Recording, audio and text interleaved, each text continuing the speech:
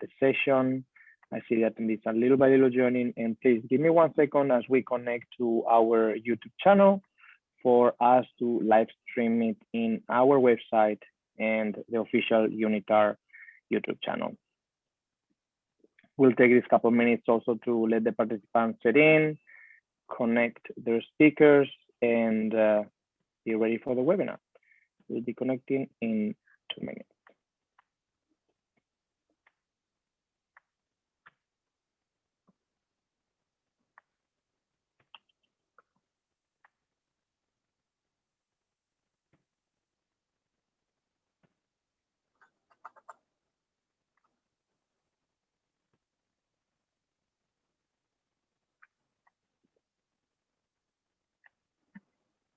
Our webinar is streaming on YouTube. Welcome, dear participants, to this third session of the SDG Learning. I just want to make a note on the interpretation services that will be provided. If you want to change your language, you just have to select the button in between the Q&A section and the More button on the button on your screen. You'll see in the middle an interpretation ball. You click on the interpretation ball and you can select between English or Spanish for you to listen to the rest of the webinar in the language of your choice. And we will pass the floor now to the organizers who will lead you through this training. We have here Mr. Rami Arekat, who will be starting us off. Thank you so much, and I hope you enjoy the webinar. Thank you very much, Pelayo. Good morning, good afternoon, and good evening, dear participants around the world.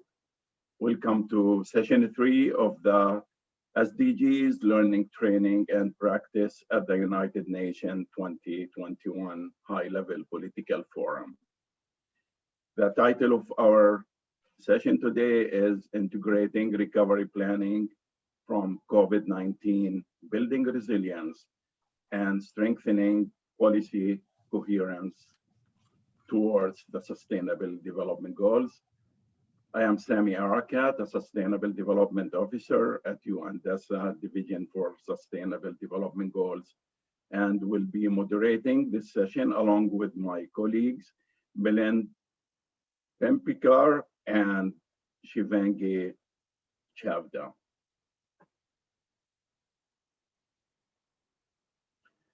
The partners of this session include actually a number of partners, UN and non-UN, and that include UNDESA, UN Department of Economic and Social Affairs, and we have 2 divisions from UNDESA with us, Division for Sustainable Development Goals and Division for Public Institution and Public and Digital Government. We have UNITAR, the United Nations Institute for Training and Research. We have CANEUS International, Canada, Europe, US, Asia, Africa Network. We have FILAC, the Fund for the Development of the Indigenous People of Latin America and the Caribbean. We have UNOOSA, the United Nations Office for Space Affairs. And we have GNDR, the Global Network of Civil Society Organizations for Disaster Reduction. Now, the objective of our session, we plan actually to leverage all the expertise from the multi-stakeholder partners who are joining together in this session.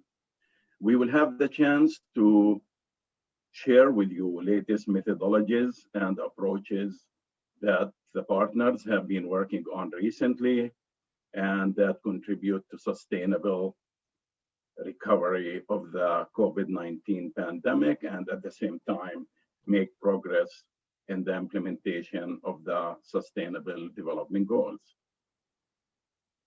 The structure of this session, we are having actually 3 parts. We have part 1 where we will learn about an open online course aimed at strengthening the capacity of national stakeholders to design, adapt, and implement integrated and coherent recovery plans and policies, and building toward the SDGs implementation. We have part 2, which is about opportunities for learning about opportunities for integrating space-based solutions with indigenous knowledge, including participatory community-led methods for resilience and planning for recovery. And we have part 3, where we will learn about local resilience assessment tool view from the front line, VFL line, to understand the unique resilience challenges faced by communities and local perspective for inclusion in government structure. So what to bring the 3 of us together is that it's all about building back better through integrated recovery planning and policy coherence, and addressing the challenges with inequalities and building an inclusive and resilient path that promotes the economic, social, and environmental dimension of sustainable development. Our expectations from the e-learning sessions are 3 parts. The same thing. In part 1, we expect that there will be understanding and knowledge of an e-learning course that has been developed by the partners, UNDESA and UNITAR, about integrating recovery planning for the SDGs. And we have part 2 that will focus on supporting in general, and what we expect from part 2 is learning how to support indigenous sustainability by developing integrated knowledge forms and application work together without boundaries. And what we expect from part 3 is capture the specific social, economic, and environmental threats and vulnerabilities faced by disabled population.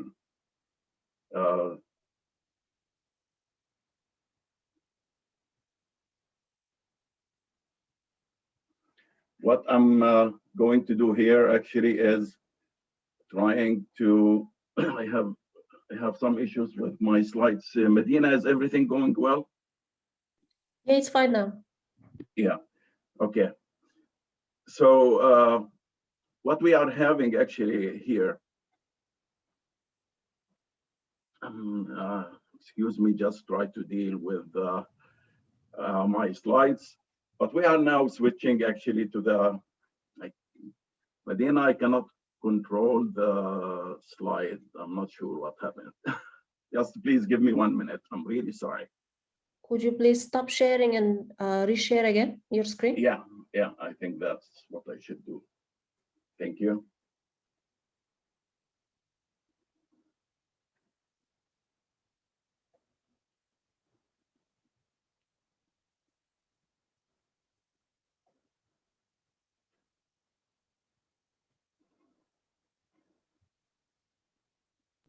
We see your slides, Sami? You see it there? Okay. Yes. I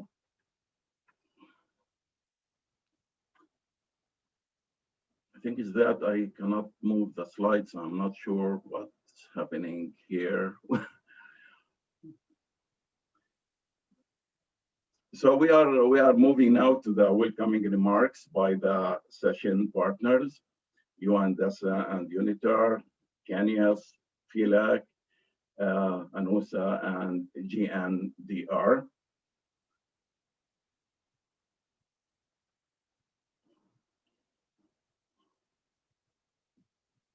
And we are starting the welcoming remarks on behalf of UNDESA and UNITAR by my colleague and chief of the United Nations of the National Strategies and Capacity Building Branch of the Division for Sustainable Development Goals, Mr. Amson Sibanda. AMSON is leading the planning and coordination of the capacity building effort and responding to member states' urgent and high priority needs on behalf of the Division for Sustainable Development Goals. And that increased a lot, especially during the COVID-19 pandemic. AMSON, you have the floor. Thank you, Sami. Good morning, colleagues. Good afternoon, colleagues, and good evening. I know we are all spread around the world because of the COVID situation. Distinguished participants, government representatives, and national stakeholders, United Nations colleagues, ladies and gentlemen, it is my privilege and pleasure to welcome all of you to this SDGs Learning, Training, and Practice session that is being held during the 2021 High-Level Political Forum. This session will focus on integrating recovery planning from COVID-19, building resilience, and strengthening policy coherence towards the Sustainable Development Goals. I'm also very glad to join our session partners, CANEUS International, FILAC, UNOOSA, and the GNDR, and welcome you on behalf of the project team of UNDESA and UNITAR, e-learning course on integrated recovery planning and policy coherence towards the SDGs. The e-learning course to be introduced by the first panel of the session has been developed by UNDESA and the UNITAR and aims at strengthening the capacity of national stakeholders to formulate, adapt, and implement integrated and coherent plans and policies and improve decision-making among national stakeholders involved in countries' recovery planning from the COVID-19 pandemic and rebuilding back better towards the Sustainable Development Goals implementation.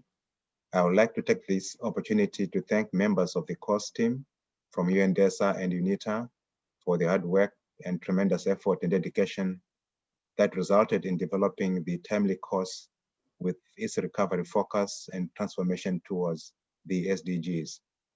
Since the course had been developed earlier this year, it was first offered and facilitated in the West Asia and North Africa region to 6 countries, and these are Iraq, Somalia, Lebanon, Sudan, Egypt, and Morocco. The course has also been adapted as a massive open online course that is self-paced, flexible, and free of charge for the benefit of member states and their stakeholders and anyone who is interested to take it. Part 1 of the session today will provide an introduction and overview of the open online course that can be very helpful to a broad range of national stakeholders, be they policymakers, senior planners, civil society, academic, people from academia, and the private sector, who are involved in the recovery planning in their countries and working to rebuild towards the SDGs. Part 2 and Part 3 of the session, we also leverage expertise from our partners and introduce additional methodologies and approaches established to strengthen the capacity in contributing to sustainable recovery of the COVID-19 pandemic and making progress in the implementation of the 2030 Agenda and the Sustainable Development Goals.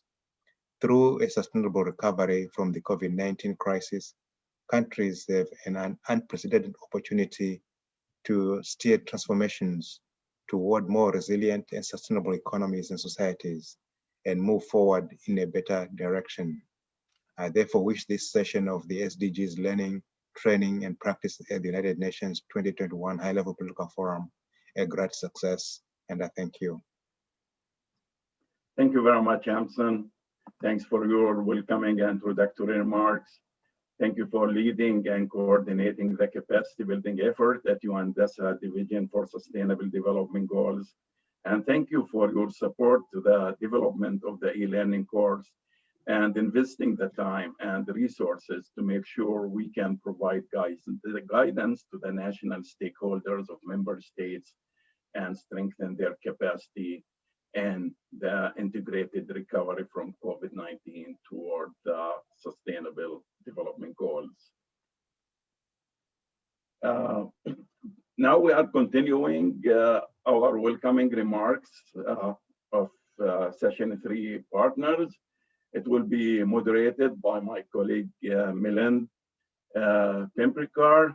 But before giving the floor to my colleague, Milan, who will introduce the welcoming remarks by the rest of the partner representatives, I just need to say a few words about Milan and his role in the organization of the session. Milan is the founder and chairman of CANEUS, that stands for Canada, Europe, US, Asia, Africa Network. He is influential network connector and builder, connecting the haves and have-nots. His focus is on transitioning innovative technologies-based solutions to serve humanity collective safety, security, and prosperity. Milan also created many other relevant technology transitioning centers through public-private partnerships to support the capacity development needs of developing and least developed countries. His creative work and activities are all in line with the United Nations Sustainable Development Agenda for All. His work also is a very good example of the important roles of civil society, research centers, NGOs can play in the achievement of the Sustainable Development Goals in developing and least developed countries. I started working with Milan on the preparation for this learning session during the last 2 months. And actually, I found myself working with one of the most dedicated and hardworking colleagues. He is an amazing team player, a good planner and organizer. He always does his part on time, then starts contacting with other team members and offering his support and going out of his way to help.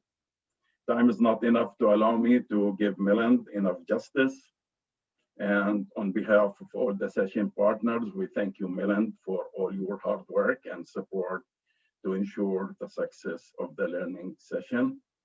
My co-moderator, you have the floor.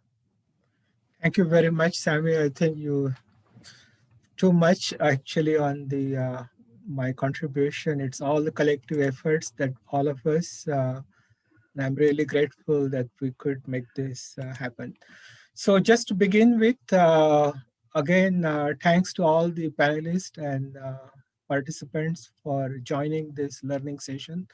As Sammy mentioned, and the opening keynote by UNDESA, Mr. Simbada, that this is going to be a very interesting, unique learning session.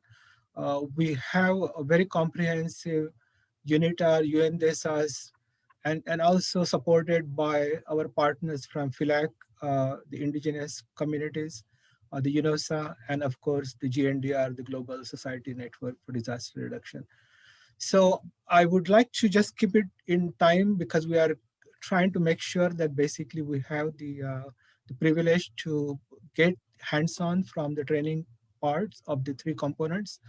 So to begin with, I would like to invite our partner, FILAC, which is the Fund for the Latin American and Caribbean countries, Dr. Mirna Cunningham. I understand that Mirna is positive with COVID and she's not feeling well. So our wishes to her for a fast recovery. And I would like to invite our colleague replacing her, the Technical Secretary of FILAC, Mr. Gabriel Migwe. Mr. Migwe.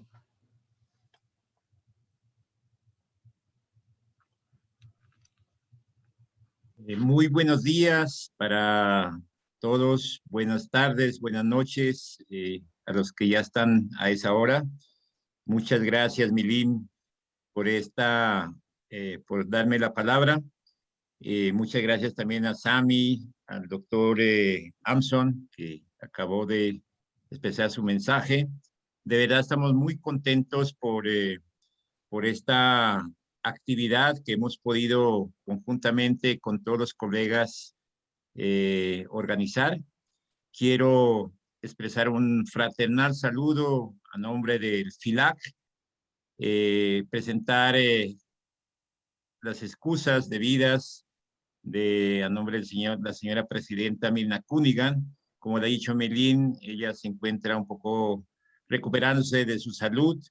Esperamos que todo salga bien para que esté, como siempre, en todos estos eventos, liderando, dando sus mensajes, ayudando a impulsar.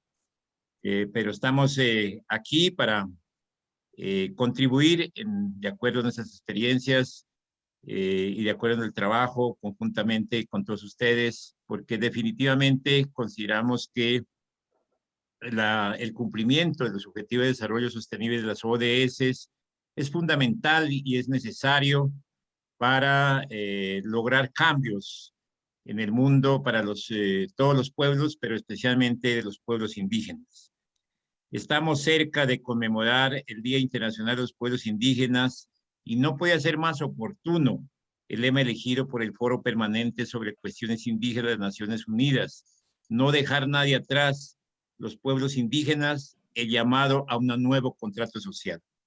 Estas oportunidades, estos espacios, consideramos de suma importancia para poner en diálogo intercultural entre avances técnicos científicos, como las que impulsan las organizaciones colegas y amigos, aliados estratégicos, y lo que los pueblos indígenas también vienen desarrollando.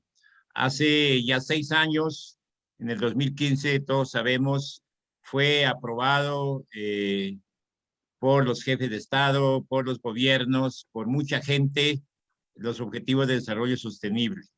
Desafortunadamente, los derechos indígenas, las voces indígenas no quedaron ampliamente incluidos, pese a que juegan un papel y un rol importante. Sin embargo, los pueblos indígenas y nosotros al lado, como FILAC, al lado de ellos, hemos venido trabajando. Y qué bueno que en el marco de este foro, del foro político de alto nivel, se esté dando esta actividad. Revisar y poder desde la revisión trazar una ruta estratégica para que en los años siguientes los objetivos de desarrollo de verdad en la práctica se puedan implementar de manera complementaria entre los distintos esfuerzos, consideramos fundamental. Pero en ese proceso consideramos esencial la participación directa y efectiva de los pueblos indígenas en las distintas expresiones. Todos sabemos la gran diversidad de pueblos indígenas en el mundo, alrededor del mundo. Estamos hablando de aproximadamente 5,000 pueblos indígenas. En América Latina estamos hablando de 800 pueblos indígenas, una gran diversidad de visiones de la vida, de visiones de desarrollo, de idiomas. Es una gran riqueza que creo que solo la misma diversidad étnica y cultural contribuye mucho a la situación actual del mundo para superar. Estamos trabajando arduamente hacia el summa causae, es decir, hacia el vivir bien para el buen vivir. Esperamos presentar una propuesta como una respuesta desde la visión de los pueblos indígenas que el FILAC viene trabajando en la próxima Asamblea General del FILAC, que va a ser en la primera semana de agosto próximo, del 2 al 5 de agosto.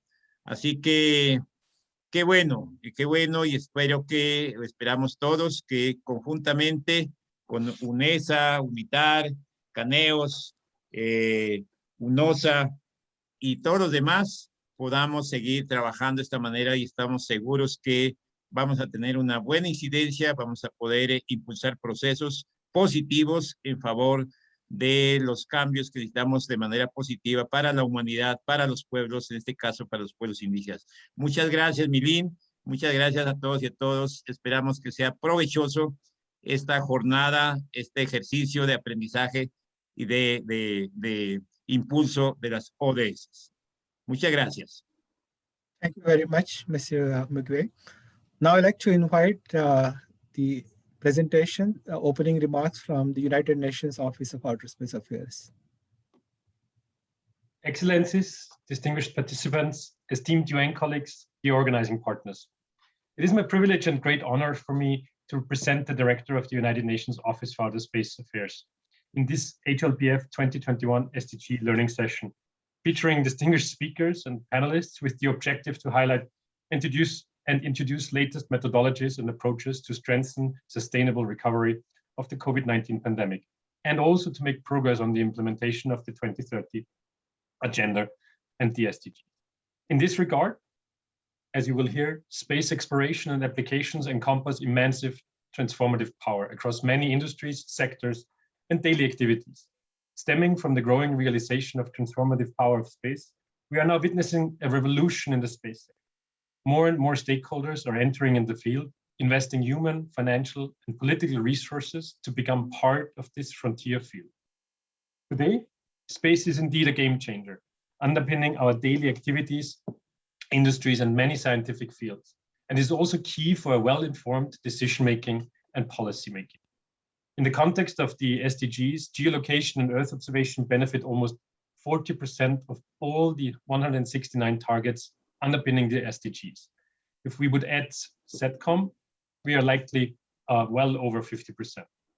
It is evident that without space, our quest for integrated recovery, planning from COVID-19 and building resilience for a better future would considerably more difficult, if not impossible.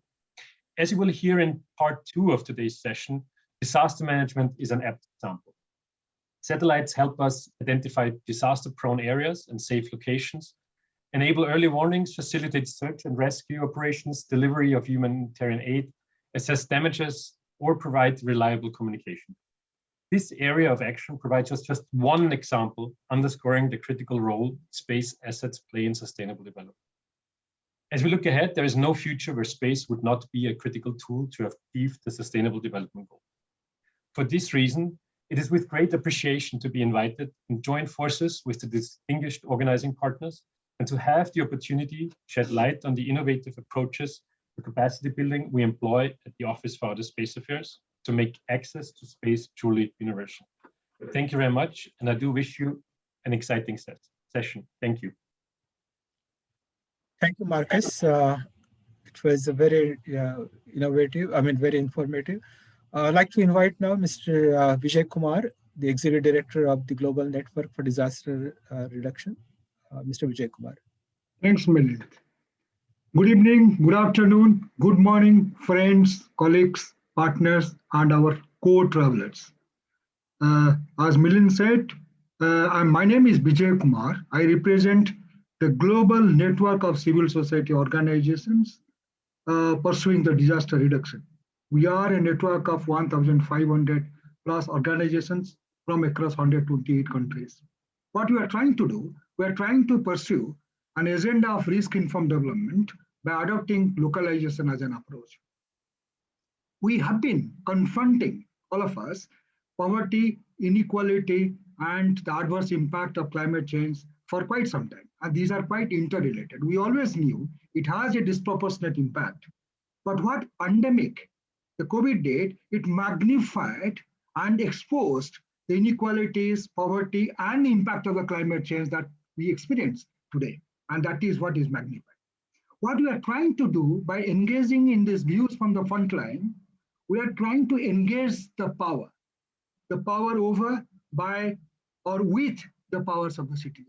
How we do that? We approach with a four-fold focus. Number one, we try to see how the perspectives of the community is captured, and nobody is left behind. Their perspectives is captured. That is informing local, national, global planning processes and policy formulations. We are also looking at how this disaggregated data is helping the communities most at risk being empowered. We are also looking at how the disaggregated data is primarily looking at the impact of the various SDGs, Sustainable Development Goals, from local, national, and global, and also the global frameworks, and to see how we can bring policy coherence. And last but not the least, we're also trying to see how the governments can be accountable, can be made accountable by looking at the numbers, looking at the perspectives, and looking at the lived-in experiences. I really look forward to listen to all the experiences and all the methodology that is used. And I'm sure together we can make a huge difference and we can prevent the hazards becoming a disaster. All the best. Thank you very much. Thank you very much, Mr. Vijaykumar. I know we are running a little bit late behind the time. So I would like to, with this opening and with the welcoming from all the partners, to begin with the first part of our training program, which is developed by UNDESA and UNITAR. And again, like to request Mr. Sami to moderate the first panel for the first segment of this training session. So Sami. Thank you very much, Milan. And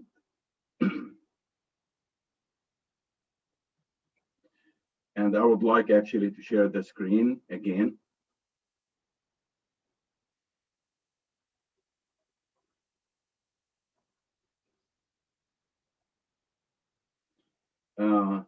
I really hope that you can see the screen very well. Medina, how things going? It's fine. Okay.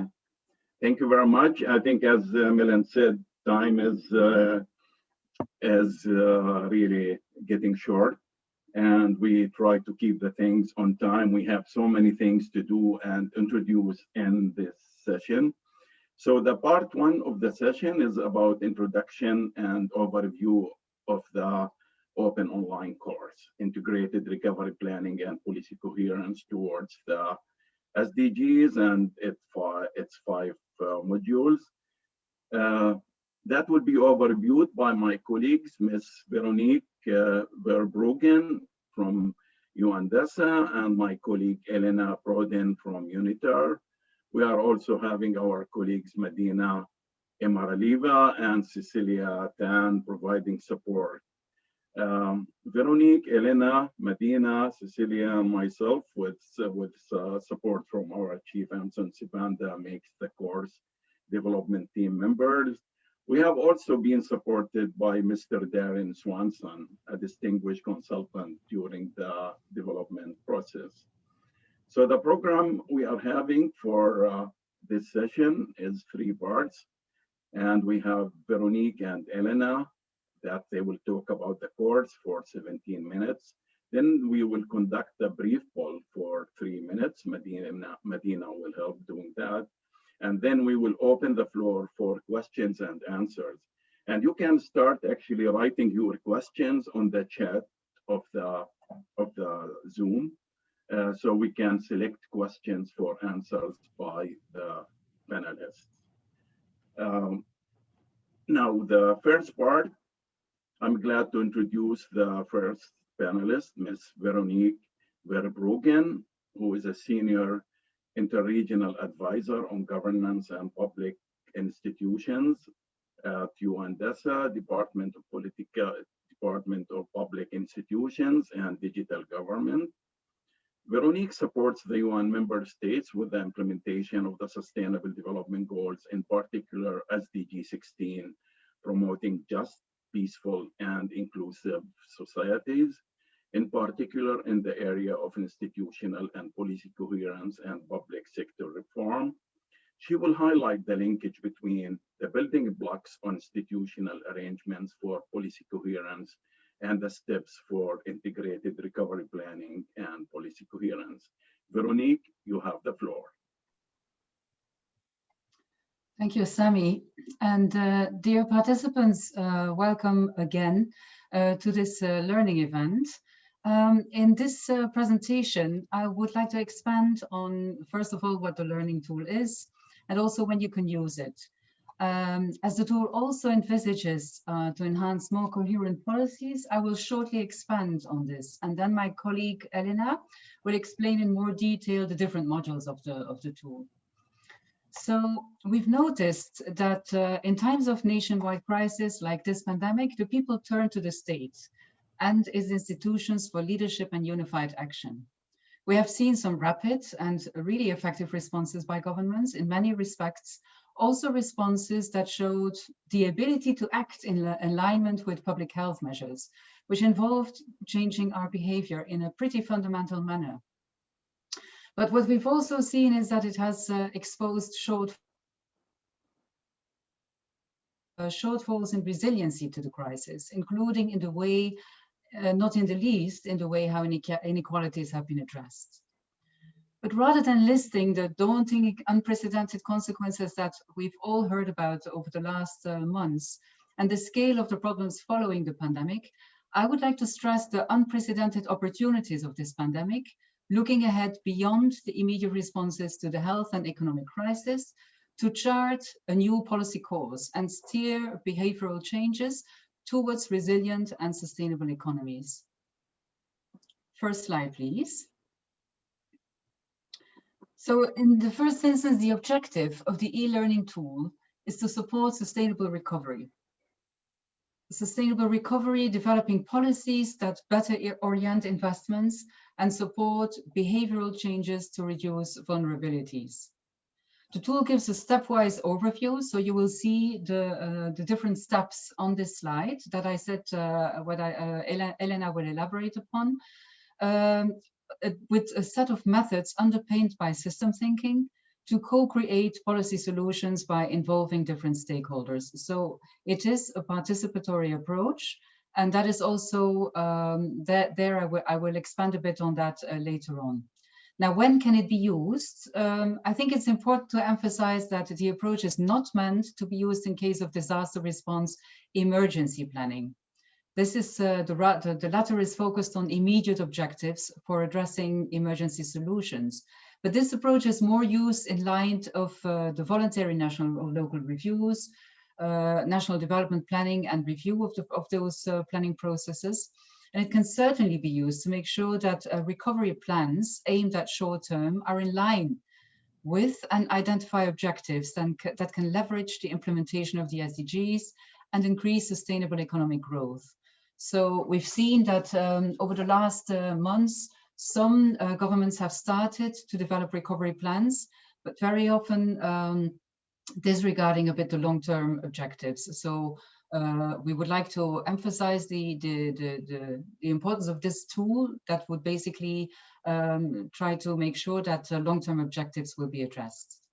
So the SDG framework is useful to attain sustainable recovery, yet we noticed that achievement of the SDGs has slowed down due to the pandemic. Second slide, please. So the approach is meant to enhance planning and implementation of integrated or coherent policies, rather than isolated sector-based policies. So we know that there needs to be a convergence among different agendas and policies. This is also not a new agenda. The aspect of integrated and coherent policies has been highlighted over many years already, but I think that this pandemic highlights even more the need to do so in development integrated recovery plans. So on this slide, you can see the different building blocks that are important to ensure policy and institutional coherence. But as we are short of time, I will only focus on a few that are key to this approach. So first of all, as I've already mentioned, the tool will help governments to link short-term with long-term planning. During this pandemic, governments have changed their focus, necessarily so, from implementation of the national development plans to short-term recovery plans. But what matters is that these plans would need to consider, as I've already mentioned, again, long-term consequences of today's decisions. Precisely because unprecedented recovery investments are now being made, and we've heard in many countries, the investments are huge, governments would need to avoid investing into sectors depleting natural resources, exacerbating climate change, avoid to boost traditional industry that create loss of biodiversity and create local pollution, or avoid to weaken standards. They would have to take bold steps to fight the impact of global warming, and the same is definitely true for fighting inequality, which we've seen is on the rise following the pandemic. If current investments do not consider long-term consequences, countries might be trapped in a negative spiral of expensive, unsustainable development choices. Another building block that is mentioned in this on this slide is strong political commitment and leadership, given the potential for conflict among various interests and priorities. And so, as I've said, this is a participatory approach, and it's supposed to involve policymakers, decision makers from the public sector, the private sector, and in civil society or foundations, academic world. So therefore, strong political leadership is needed to shape the national debate and support recovery strategies. A third aspect that I would like to emphasize is the system thinking. The system thinking approach lies also at the basis of this approach. Now, COVID-19 is without doubt the most comprehensive real-time experimentation of the devastating effects of missing or weak policy coherence, whereby governments had quickly to realize the limits of thinking and operating in silos and adopting a single health policy approach to fighting the pandemic. Governments needed to address questions like how to reconcile travel and other health restrictions with labor migration, remittance flows, which have been reduced drastically, resulting in declining economic activity. So multiple issues and multiple aspects to deal with at the same time.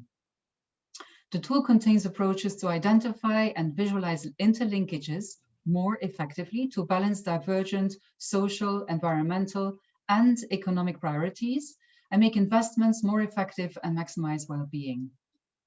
And then finally, I would like to refer to the issue of stakeholders' engagement. Because coordinated and coherent actions at all levels of government and beyond government is needed. The next slide, please.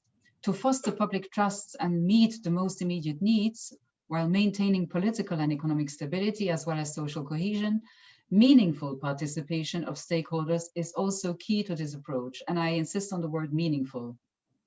The tool provides mechanisms for participation through which governments and key stakeholders can come together to identify common challenges, set priorities, mobilize resources. Stakeholders will understand the interconnections and linkages between policies and will help identify leverage points to accelerate change. On this issue also Elena will expand.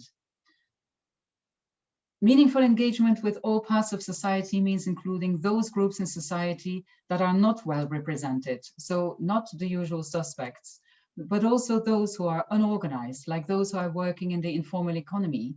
By now, about half of the global workforce, or also, as was highlighted, as other partners will expand on in this session, indigenous people.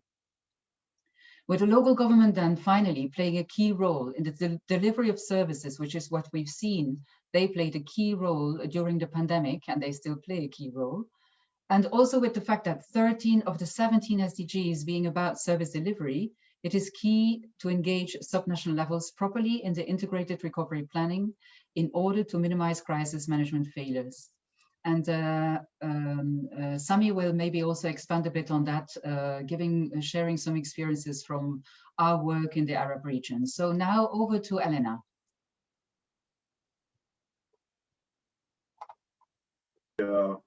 Thank you very much, Veronique, for your part of the presentation. And now we are moving to Elena, who will present, who will overview actually the course with us and its building blocks. Elena, you have the floor. Thank you very much.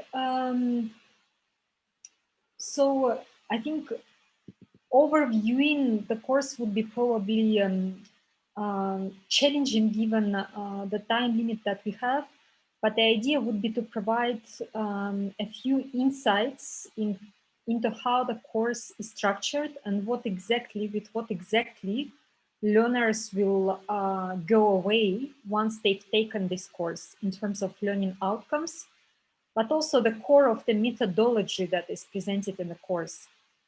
Before I jump at the substance, I would like to acknowledge the support of the Swiss government and more specifically Swiss Development Cooperation to UNITAR in refining and piloting the methodology and learning resources that are at the core of the e-learning course that we are presenting today. So basically, as you can see here on this wheel, there are several key steps through which one goes when one applies this methodology. When we say the methodology, we actually talk about strategic planning methodology that uses participatory approach, as mentioned by Veronique on the one hand. It uses also a combination, builds on the qualitative dimension a lot, but acknowledges also the importance of robust quantitative data and evidence as an additional dimension in the process, as the stakeholders discuss issues, analyze them jointly. They can draw on this evidence, but that what is actually what will count ultimately would be really the ownership by stakeholders of what will be agreed as part of this strategic planning exercise. So really, the idea is to move while building, for example, on the important modeling work supported by robust data, to help stakeholders discuss the issues using this evidence, and then really jointly build, negotiate responses, which they will be owning as a community, and for the implementation of which they will be responsible. Now, in terms of the approach, there are several key steps in the approach, and the modules in the e-learning course were structured in this way. So there is a specific sequence that one should normally follow. In the first module, there is an overview related to some of the issues that Veronique discussed in the first part, the importance of integrated planning also in the context of rapid recovery and the linkages with the long-term planning, and some of the issues then that I reviewed in more detail throughout the course. Then the other modules follow a specific logic, with the module 2 dedicated fully to the mapping and analysis of interests and influence of various stakeholders who are key to building a particular strategy. And then also applying the participatory approach. It's really about doing this sort of first step, engaging with stakeholders and bringing them on board. Then in module 3, the stakeholders are invited with the support of the methodologies that are presented in the module to do jointly the analysis using system thinking to identify what we call critical connections between various SDG areas, and in particular leverage points. And I will come back to this question right after this slide. So we will talk a little bit how this step is different from the traditional strategic planning exercise. And then after that, in module 4, basically building on this analysis, stakeholders will be offered methodology to identify strategic policy options. And then based on those policy options, to identify bundles of policy options or policy pathways that could be transformative, strategic, and also robust. And that could form the core of the, for example, National Sustainable Development Strategy, or if this is used in the context of Rapid Recovery Plan, that could be also the case, but with really the consideration given to the long-term perspective. And finally, module 5 focuses on other key parts of the policy cycle. After the strategy or policy has been developed, also how this is translated into budget allocations, what kind of monitoring and evaluation needs to take place while the policy or strategy is being implemented, etc. So those issues are reviewed in Module 5. Next slide, please. Just very quickly, a few points to give you sort of insights in how this is different from the traditional strategic planning approach.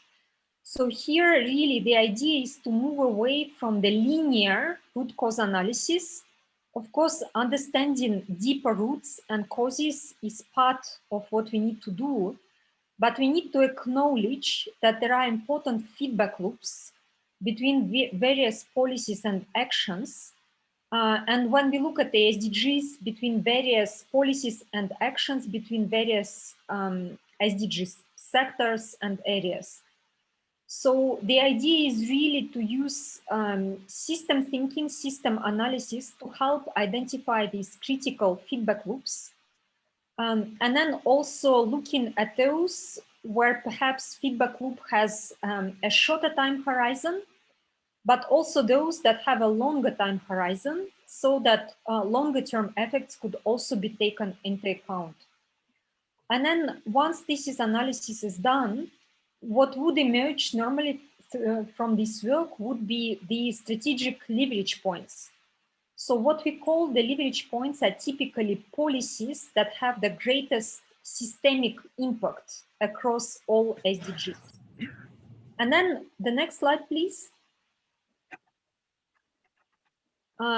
Basically, once this is done, we know the leverage points, the policy areas where we need to act. Then the stakeholders can brainstorm together on possible policy options.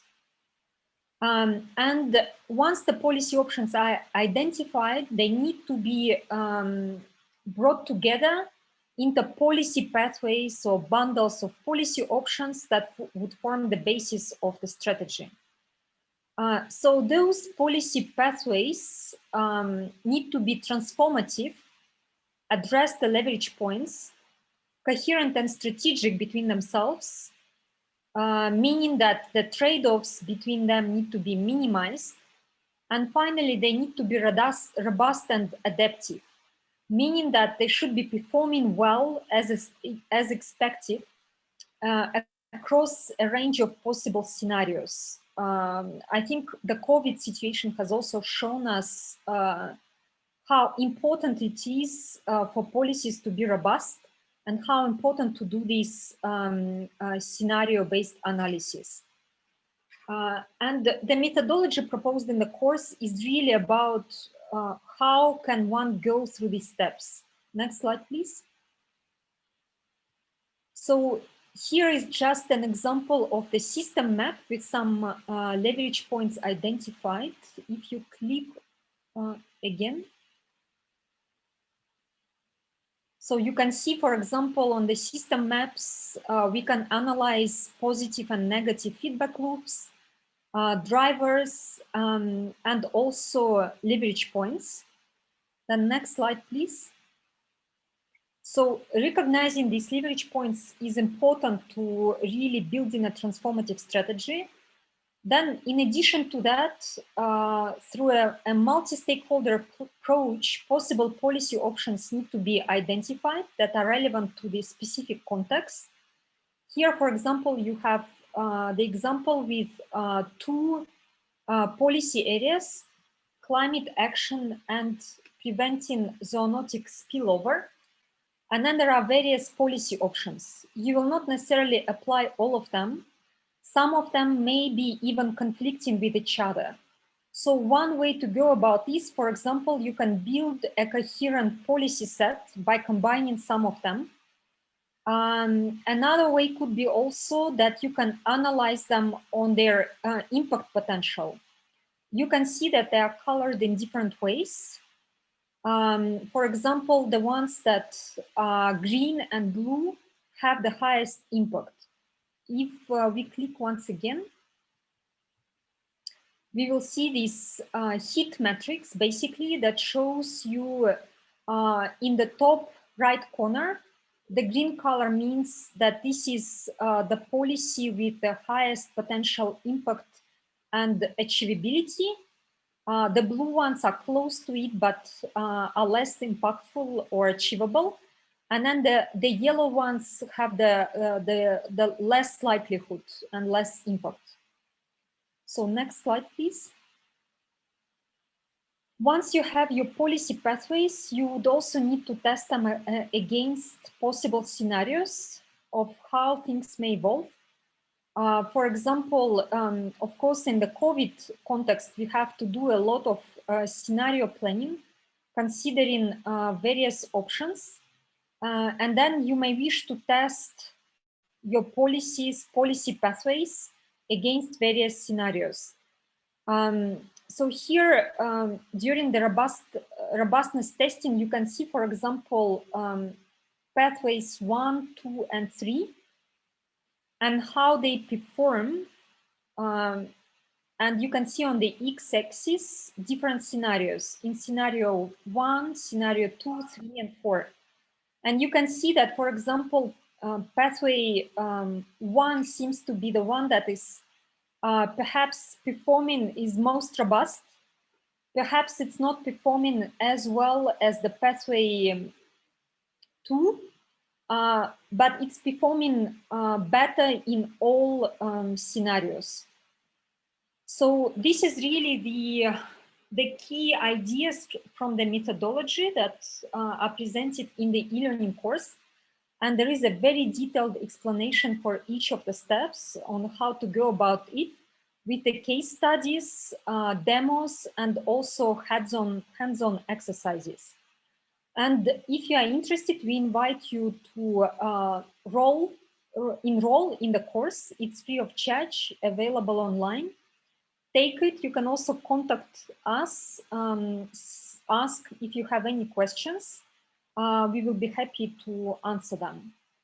And I will stop here.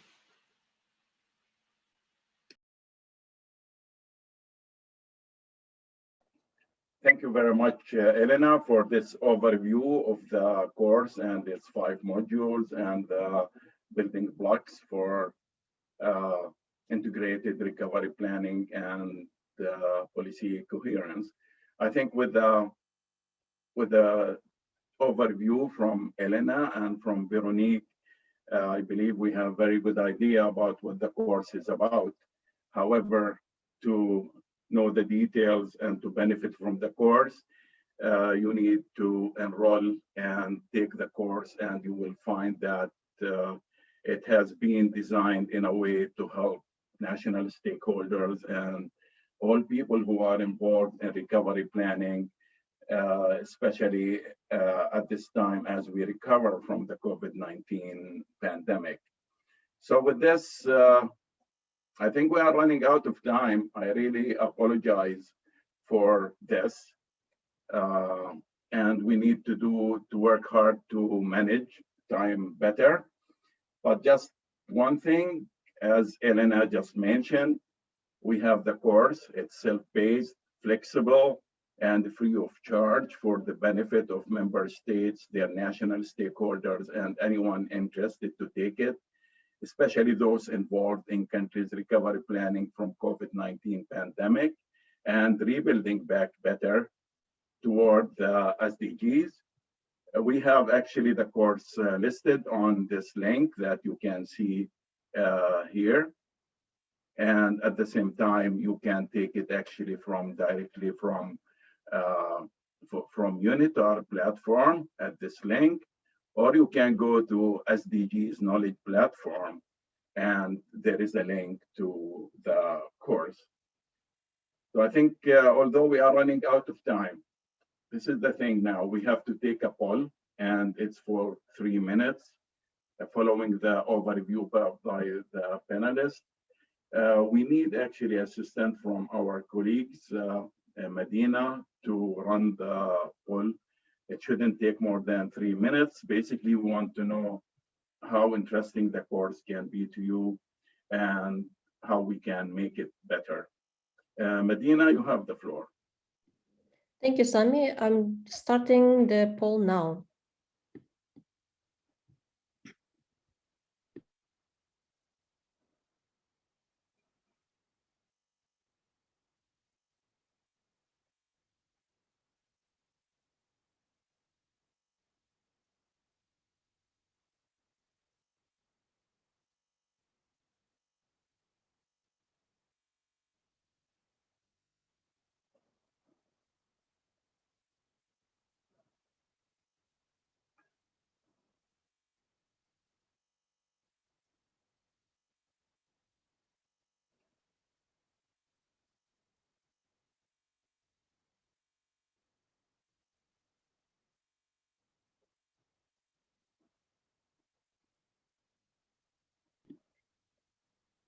We have 50% complete.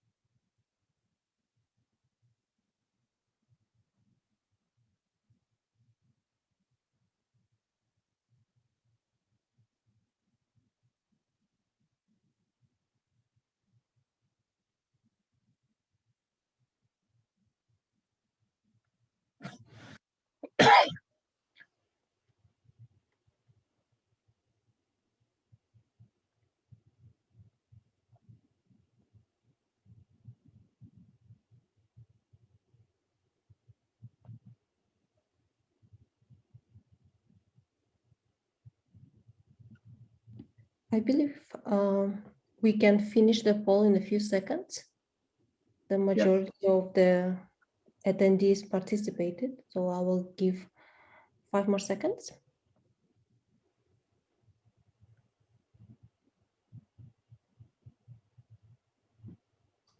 And ending the poll, and we'll share the results.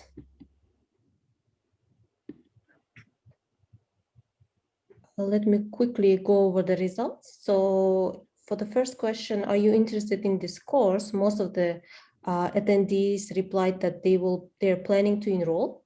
And there are also 35 attendees who are already enrolled in this course.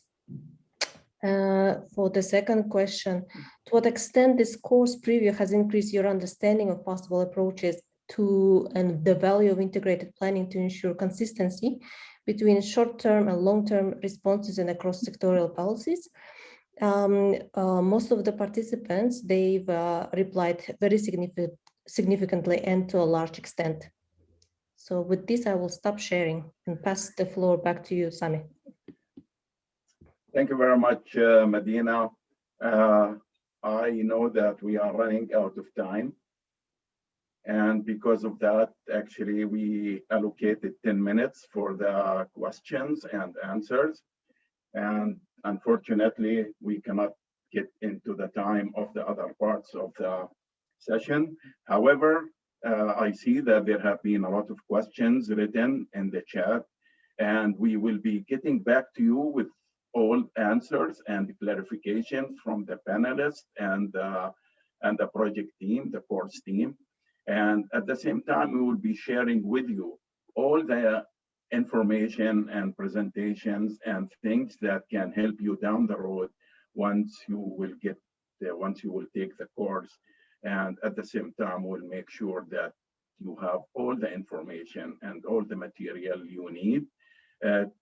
This seminar, this webinar, this learning session is just the starting points.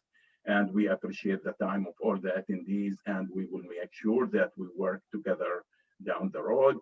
And with this, I would like to thank you for listening to part one of our learning session. And I want to thank you with all the languages of the world.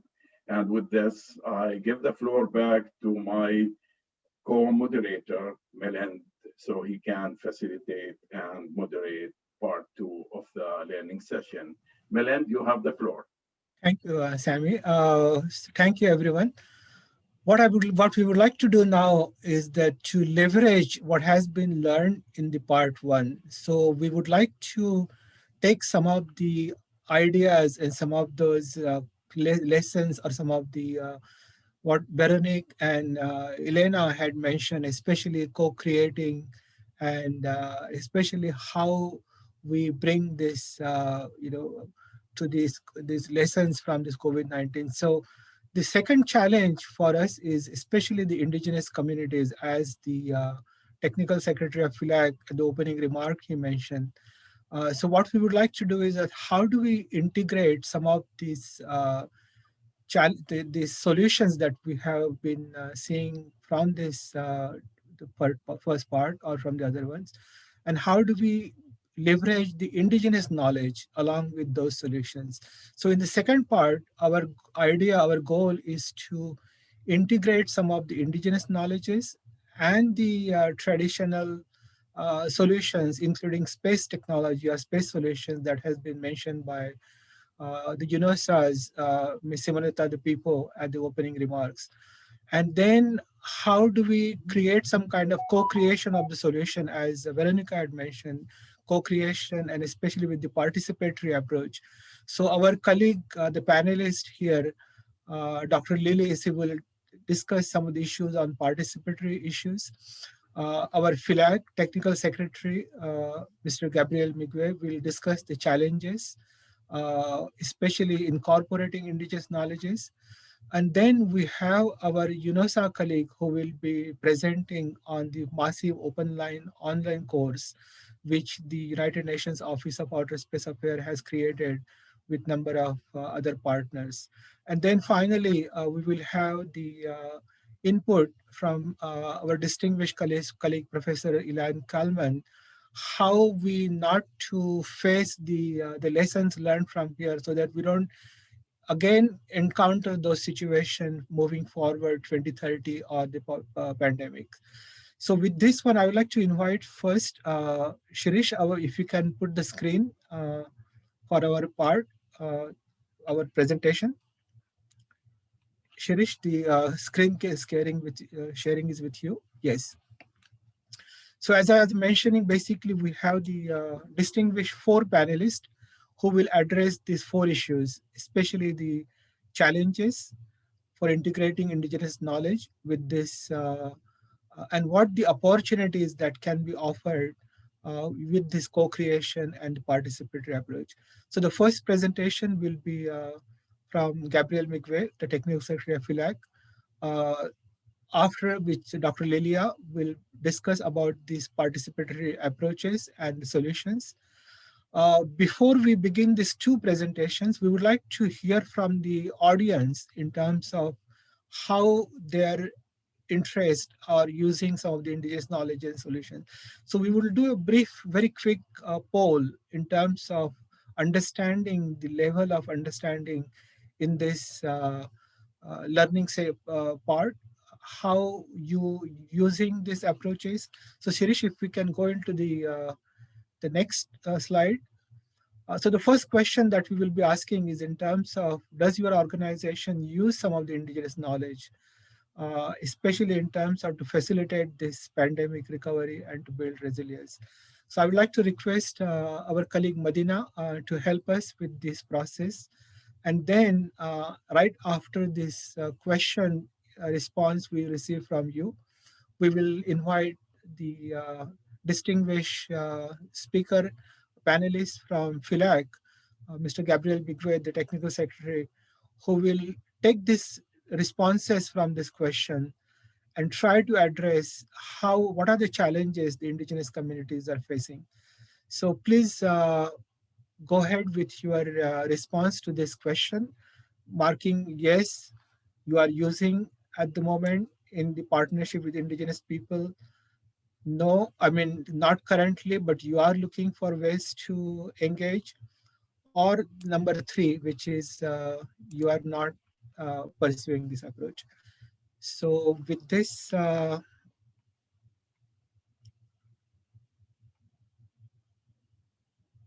we have the polling running. So we have yes, around 50% of the attendees who replied.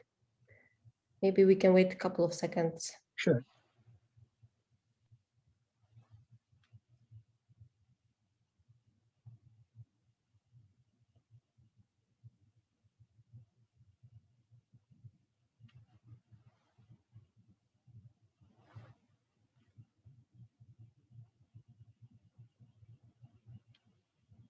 So we have the results pretty much.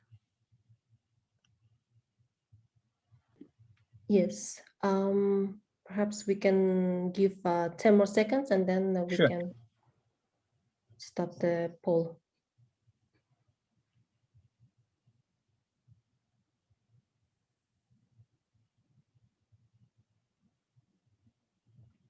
Okay, ending the poll and sharing the results.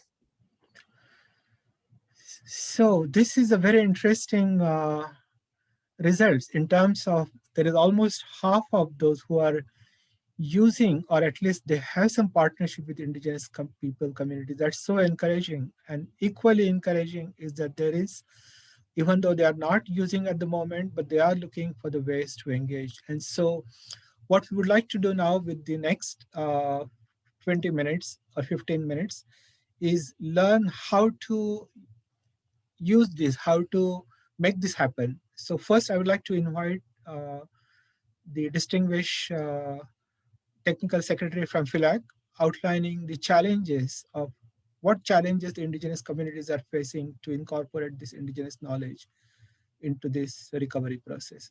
So Mr. McVeigh.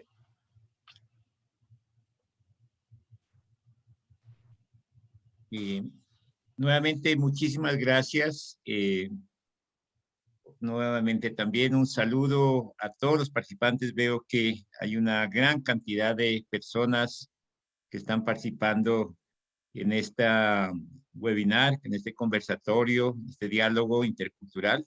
Casi 200 personas y seguramente son muchos más por los otros medios, cosa que de verdad nos anima mucho, nos alegra mucho esa participación. En segundo lugar, quiero agradecer antes de hacer los planteamientos por la encuesta, porque veo que un buen porcentaje, 42% de los participantes tienen interés, están trabajando, están teniendo en cuenta los temas indígenas, los derechos indígenas, la realidad indígena. Eso me parece muy significativo, de verdad, y muy importante.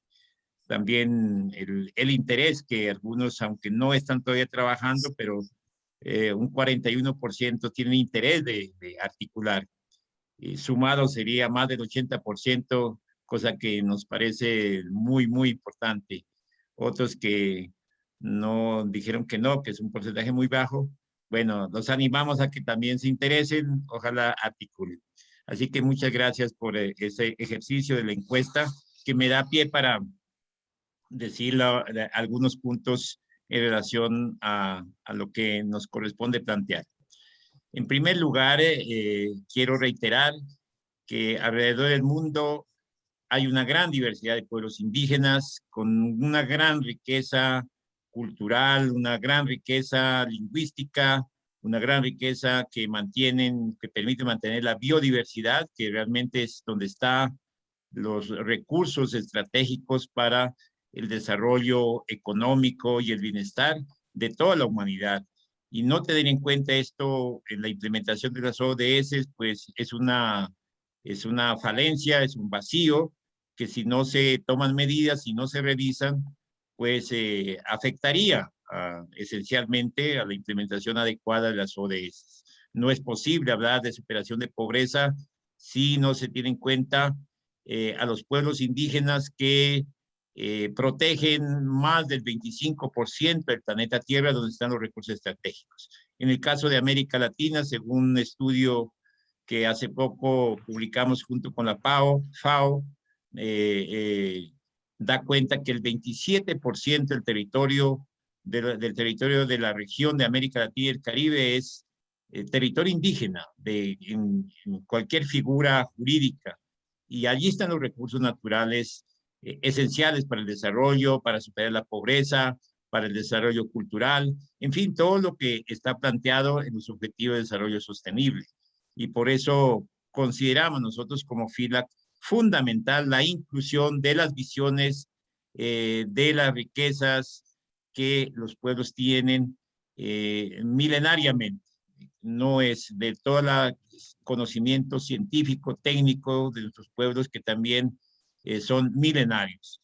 Dicho esto, quisiera un poco en el marco de lo que se ha orientado para este conversatorio, decirles que la pandemia de la COVID-19 ha afectado, el impacto de la pandemia ha sido de manera grave, fuerte, especialmente en los pueblos indígenas. Por supuesto, no desconocemos el impacto en toda la humanidad, en todos los sectores poblacionales, pero los pueblos indígenas, por su condición cultural, por su marginación, por su exclusión histórica en la atención y garantía de los derechos, han tenido un impacto particularmente grave. Nosotros como FILAC hemos venido haciendo un seguimiento desde el principio, cuando apareció o empezó a expandirse a lo largo y ancho del mundo y de la región de América Latina el COVID. Creamos una instancia de articulación y diálogo intercultural, de seguimiento sistemático. Se estableció la plataforma indígena regional de América Latina, que articula distintas organizaciones de los países y subregionales, como también un diálogo con las autoridades de salud de los estados y gobiernos de la región. Y fruto de ese diálogo, a instancias del Observatorio de Derechos del FILAC, hemos sistematizado y producido 4 informes, 3 informes que tienen que ver sobre el impacto, y el último y cuarto informe que acabamos de presentar el 10 de junio pasado, que tiene que ver con la campaña de vacunas. En todos esos documentos trabajados de manera articulada con los pueblos indígenas, con los gobiernos y con organismos especializados del Sistema de Naciones Unidas como la OMS, la OPS, para el caso de la región, pues dan cuenta de una atención no adecuada culturalmente a los pueblos indígenas. Incluso la falta de acceso a las vacunas, que es muy preocupante. La falta de una atención culturalmente pertinente de manera intercultural.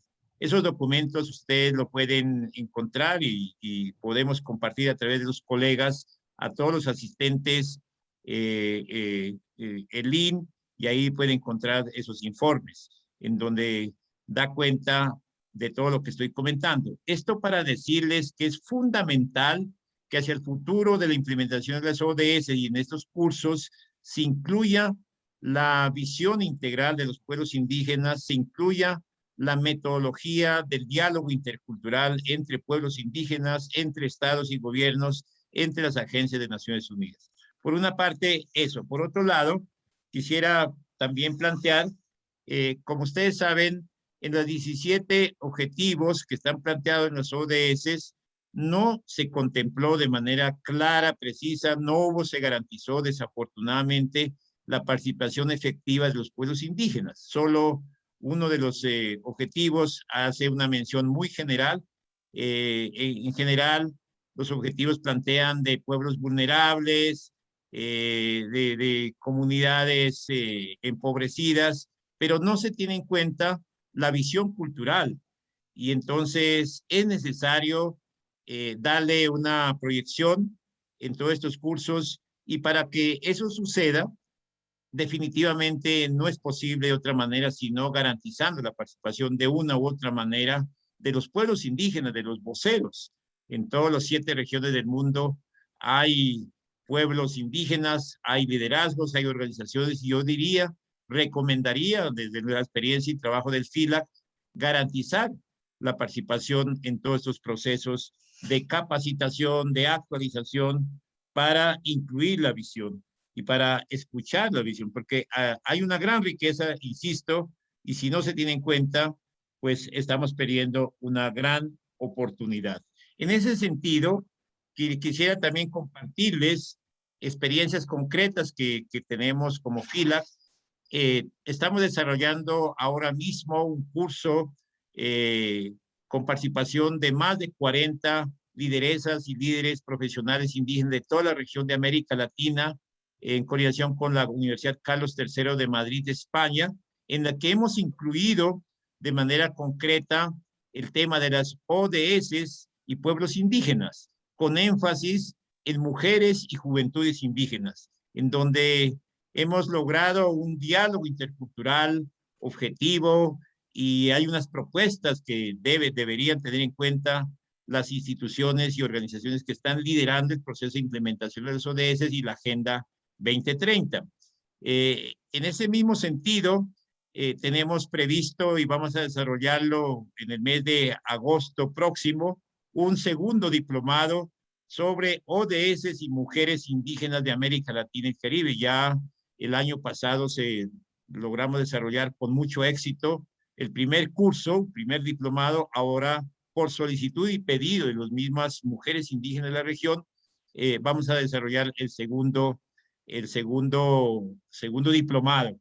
Esto para decir que a la vez que es recomendable incluir de manera integral en todos estos procesos, también es importante pensar en incluir o organizar actividades y acciones específicas, como la que estoy comentando, de manera específica para las juventudes, para las mujeres, o para los sabios de los pueblos indígenas que podían aportar muchísimo sus visiones, sus cosmovisiones, sus espiritualidades. Igualmente, hemos venido otra experiencia para indicar la importancia de la inclusión y la articulación intercultural con los pueblos indígenas. Hemos venido acompañando y apoyando procesos de fortalecimiento cultural y lingüístico junto con la UNESCO, junto con la CEGIP, la Secretaría General de los Países de Iberoamérica, y en ese sentido hemos logrado el pasado 21 de abril que la cumbre de gobiernos y jefes de Estado de Iberoamérica aprobaran la creación del Instituto Iberoamericano de Lenguas Indígenas en el marco del Decenio de las Lenguas Indígenas proclamado por la Asamblea General de las Naciones Unidas. ¿Esto por qué es importante? Es importante tener en cuenta en el proceso de implementación de las ODS porque tiene que ver mucho con los objetivos 4, 5, 10, 16 y 17 en el sentido de la inclusión de los distintos procesos culturales de los pueblos. Entonces, es posible, digamos, de esas experiencias, hemos hecho un trabajo de informe, de estudios sobre la situación de las lenguas indígenas en América Latina y el Caribe, y la verdad, el estudio nos da cuenta que es muy preocupante. En pleno siglo XXI siguen desapareciéndose idiomas indígenas y junto a los idiomas pues desaparecen también aspectos culturales. Entonces es necesario especificar, así como hacer transversal en lo que sigue de la implementación de los objetivos del milenio estos puntos de vista. Finalmente, decir que creemos fundamental la visión complementaria entre ciencia y tecnología, que esto ya lo habíamos discutido en otro evento junto con CANEUS, UNOOSA, la complementariedad entre la visión del desarrollo, ciencia y tecnología, digamos, facultativa de los laboratorios y la visión de ciencia y tecnología de los pueblos indígenas, que también son milenarios, tienen su estructura, solo que eso requiere una flexibilidad, yo diría mental y de visión entre los científicos que se han formado largamente en las universidades más importantes del mundo, en los laboratorios y en las estructuras que ya sabemos de la academia, pero también con la visión de los sabios indígenas. Nosotros consideramos fundamental eso.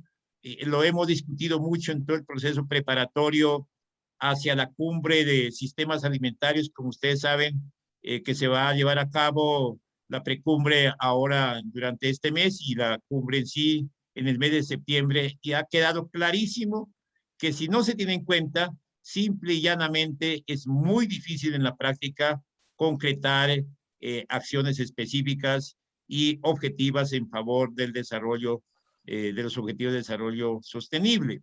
Entonces, la complementariedad, la articulación, aquí estamos hablando de los pueblos indígenas, pero igual diríamos otros sectores, el sector no indígena, las comunidades de base, los campesinos que producen comida, que producen diariamente distintas sabidurías, es fundamental. La participación de las mujeres y de las juventudes hoy más que nunca es fundamental, y en eso no está siendo tenido en cuenta en el proceso de desarrollo de los objetivos del milenio de desarrollo sostenible, pero tampoco en la Agenda 21. Quiero concluir diciendo que es necesario revisar y potencializar en lo que sigue, en los tiempos que faltan, sobre la Agenda 2030. Y sobre todo es fundamental la articulación entre procesos de crisis climática, que algunos llaman cambio climático. Nosotros preferiríamos que se diga que la verdad es que estamos en una crisis climática. Estamos afrontando una crisis climática toda la humanidad y tenemos que tomar en serio. Entonces, la articulación entre el proceso de la implementación del convenio marco de cambio climático, proceso de convenio de diversidad biológica y las ODS es fundamental.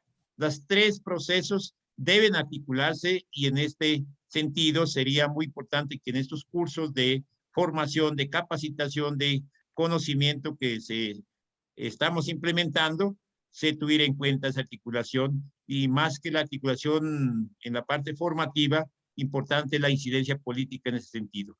Esas son las ideas que quisiéramos dejar planteado. Esperamos que se tenga muy en cuenta. Como FILAC seguiremos aquí tratando de articular esfuerzos con los colegas. Milín, de verdad que tu labor, tu liderazgo es fundamental. Nosotros estamos allí, al lado igualmente los otros colegas de las otras organizaciones, y a todos y a todos los participantes, decir que definitivamente tenemos que tomar en serio e incidir en los estados y gobiernos que son los responsables para que las ODS no se queden en el papel, y que la participación indígena no siga siendo un discurso, sino que se garantice la participación efectiva, plena, y que se incluya los conocimientos y que se garantice el mejoramiento de las condiciones de vida, independientemente que no esté claramente y específicamente escrito en el contenido de los 17 objetivos, y que incluso no esté claramente establecido en la Agenda 2021, porque los pueblos indígenas están muy activos y tienen mucho que contribuir en favor de la humanidad toda. Muchas gracias. Thank you, Mr. Bigwe. It's those challenges that you outline are so numerous. Is something which is, as we have been exploring and discussing for the last 2 years, this needs to be addressed. So I'd like to see how some of the solutions, as mentioned in the previous part, can be advanced from this part. So I'd like to invite Dr. Lilia to explore some of the potential solutions to the challenge that you mentioned. Lilia? Hamahagas, everyone. I'm welcoming you in my language. I'm a Bashkir woman. I'm really impressed by the diversity of the presenters joining from around the world. Thank you so much for that. So today, in a very brief 3 minutes, I'll try to stay on time. Gabriel, thank you so much for your passion that you bring to this work. I'll actually walk through some of the practical solutions in how Indigenous peoples are reclaiming sustainabilities. And sustainabilities is in plural form because it looks different for different lands. I'm joining you today from the Osoyoos Indian lands, and as several participants mentioned, Indigenous peoples are responsible for a lot of globally significant outcomes, the high biodiversity levels, the protection and climate nature-based solutions for climate action, and so on and so forth. But they're also faced with disproportionate risk, not only to kind of pandemic, but also natural hazards, floods, fires, so on and so forth. So it is within this context, and as Veronique said, connecting this kind of short-term goals to long-term objectives that I will be talking today. Next slide, please. So in particular, I will talk about the program that we developed here in Canada, Indigenous peoples, and this is a youth-led program. It focuses on, in terms of training and capacity development, the kind of the focus of this session, it focuses really on community-led solutions. So it's not the kind of general discussion, it really focuses on how the lives can be improved today and into tomorrow and for future generation. So some of the key aspects are it's indigenous science-based, and it's very important what language you use. So it's not only traditional knowledge, it's indigenous science. It's on par with Western science. It's land-based, it's based on community mapping. The intergenerational planning is a really important segment of it. The program is focused on capacity building to disasters in particular, but it touches on many different SDG goals, which is not the framework we really work with because it's not as meaningful at a local community level. So this is something that we need to think about, how to make it really meaningful at a local level and connect it to global outcomes. We have technical training, and really important in terms of participation of indigenous peoples, peer mentoring component. So how are you learning nation-to-nation learning? How is that happening? Next slide, please. And I just wanted to share a couple of kind of tools that are particular, I think, really valuable in the context of this session of connecting global kind of long-term planning, local outcomes through sustainable recovery and COVID-19 and climate action.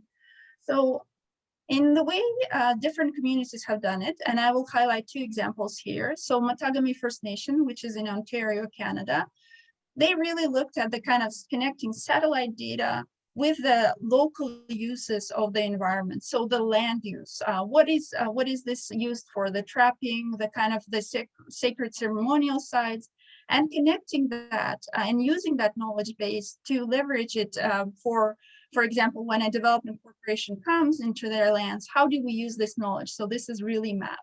Another example in Lillooet Nation, this was really participatory mapping. So you use photography, you use the kind of the stories, the elder stories, you use the traditional knowledge, you identify, for example, this is where the grass fire happens every year. What are some of the causes of this grass fire, right? You identify where the traditional medicines are and so on and so forth.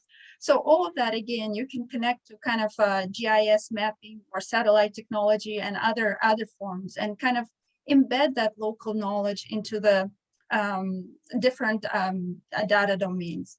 So in addition, I would like to highlight some of the emerging tools that are coming up. So in addition to participatory mapping, asset mapping, and hazard mapping, there is a beautiful, and Gabrielle spoke about this, there is beautiful work happening on language and community resilience. So languages, indigenous languages are deeply significant because language is knowledge of the land. So, for example, digital place naming atlases and different exciting initiatives that are happening. Biocultural labels is another thing. So that one combines human and machine readable digital tags for connecting people, place, and data. So you actually kind of can have your move towards indigenous data sovereignty, but connected to the global tools. And I just wanted to give credit to Devin Nephew, Vijaykumar is his traditional name, and Casey Gabriel and Sandy Henry from Lillooet Nation for this work. Next slide, please. And I only have 3 minutes, so this is the wrapping up slide. Really, I wanted to highlight the point that Gabrielle already said, that yes, we have 17 goals, but in Indigenous context, and not only in Indigenous context, all of these goals, I added here, I took the liberty of adding goal number 18, culture. We have to place this broad kind of spectrum of goals in the context of culture. And how we do it also really matters. I have a little screenshot here from the animation that we're working on right now with a Squamish Ocean Canoe family. I think it's really important how we communicate these goals. So it doesn't have to be really dry and kind of policy oriented. We have to work with emotion. We have to awaken the knowledge that communities hold and the passion that we carry, so that we hear that in our voices, the way Gabriel speaks about his work. Thank you very much, Milin. Thank you, everyone. And I'm happy to answer any questions via chat function. Thank you. Thank you, Lilia. So I think what we would do is that with this issue that you identified and the solutions, how now they complement some of the space-based solutions. I'd like to invite our colleague, Dr. Shirish Ravan from the United Nations Office for Outer Space Affairs in Vienna. and their massive open online course. So before we begin this, I would request Dr. Shirish take the floor and then maybe direct for the question that he has to the audience. So Shirish, please go ahead. Okay, good. So thank you, Milind. So now we'll take this session into how Earth observation technology and contributes to capturing indigenous knowledge to achieve the sustainable development goals. And also we'll look at the capacity building opportunities that are offered by our office as well as some of the public domain opportunities. But before that, we have this polling question for public. So may I request Madina to conduct the poll, please? Thank you. The question, as you can see on the screen, is a key factor to enhance the role of high technologies, such as Earth observation, to reduce the inequalities. So you can say either of those, whether it benefits it's enhanced skill, or whether it's enabling policy or the awareness.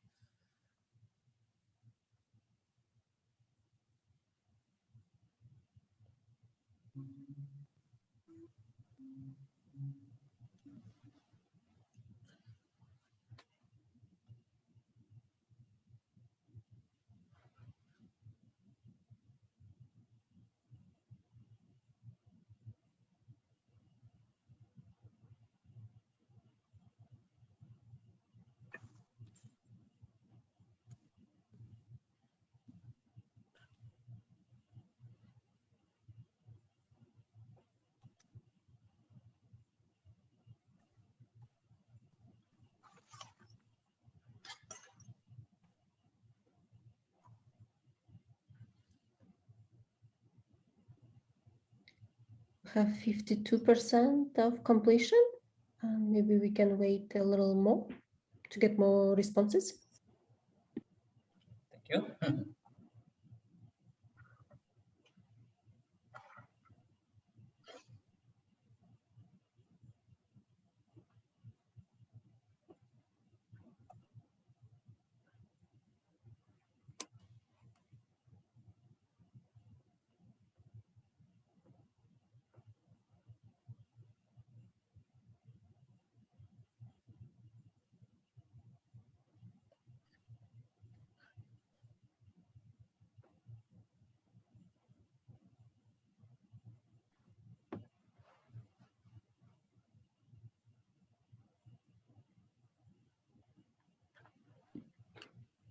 I believe we can stop the poll. Yeah. And I will share the results.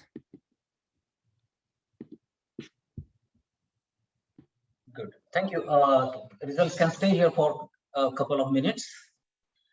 So what we see here, we ask what is the key factor to enhance the role of high technologies such as Earth observation or satellite remote sensing in reducing inequalities. And majority says enhance skills and capacity. And this is what we are talking about here. So this, I was anticipating this, but I really wanted to have this through the audience, what they say. Of course, then access to the data is also very, very important, enabling policy environment definitely. And awareness among decision makers. So top to bottom approach also works. If decision makers are more aware of high technologies, they can push the technologies down in their working level. But essentially, we can focus on enhanced skills and capacity. That is what people say, that is the most important factor in enhancing, role of technologies in reducing inequalities. That means also it is dealing with the indigenous knowledge. So we can close it now and go ahead. Okay, good. So since we got the poll result that capacity is very, very important, I just wanted to bring in what happened last year in 2020 because of pandemic. All the capacity building programs, number of training programs we used to conduct among member countries to promote use of space technologies for sustainable development or building resilience. All suddenly everything came to halt. We could not go anywhere, and same thing happened worldwide. So it's not only we. So, and we have centers, these 6 centers in the world. They are called Centers for Space, Science, Technology, and Education for Asia, Pacific, Africa, Latin America, and these centers basically cater the requirement of on-job training programs for the officials who are working. They can go and get trained in these technologies, and they go back and implement the programs and project. And none could conduct any training programs. So we took an advantage of situation anyway. So COVID is there. So what we can do? So we launched massive open online course on geospatial applications for disaster risk management. Here, I would like to also mention that with CANEUS, with Milin and FILAC, of course, we have also we have written already a paper that is on Earth observation technologies to capture indigenous knowledge for disaster risk reduction. That chapter will be published in Global Assessment Report on Disaster Risk Reduction, which is a flagship publication in the areas of disaster risk reduction. So we are focusing on indigenous knowledge. So this particular course, although it is generic, it has a lot of relevance to even indigenous community. It has two modules, and I will soon give the link also for the course. The track one is good for anyone, right, from student who is not aware of Earth observation technology, or decision makers, or politicians, or non-expert, because this particular module creates an awareness on what is Earth observation, what are disaster risk reduction frameworks, how they contribute, what are the policy frames, and all sorts of experience sharing. And once they complete track one, they can get the certificate for track one. And if they want to know details about skill building of using these geospatial applications, Earth observation technologies, then they can get into track 2, which is an advanced module. And this has been developed by United Nations Office for Outer Space Affairs and our center in India. This is called Center for Space Science and Technology Education for Asia and Pacific, hosted by Indian Space Research Organization. So we two organizations have developed. So in 2020, when we launched this, with 16 organizations contributing to this particular MOOC, Massive Open Online Programs. You can see the list here, and this presentation will be shared with you, so you can go through this. So in 2020, the response was so good that more than 29,000 persons from 142 countries participated in this particular Massive Open Online Program.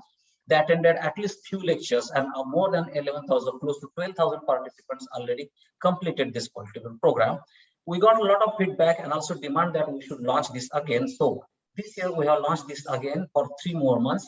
So phase 2 of this particular self-paced learning program is open, and this is where one can register. So I appeal all the participants, if you can register, at least try the track 1 that really gives a great idea about what Earth observation technologies can do for disaster risk reduction, and experts can then get into the phase 2, the track 2 of the program. So this is what I would like to request to this particular session. And then there is one more great opportunity. I'm sure that many countries have been taking this opportunity.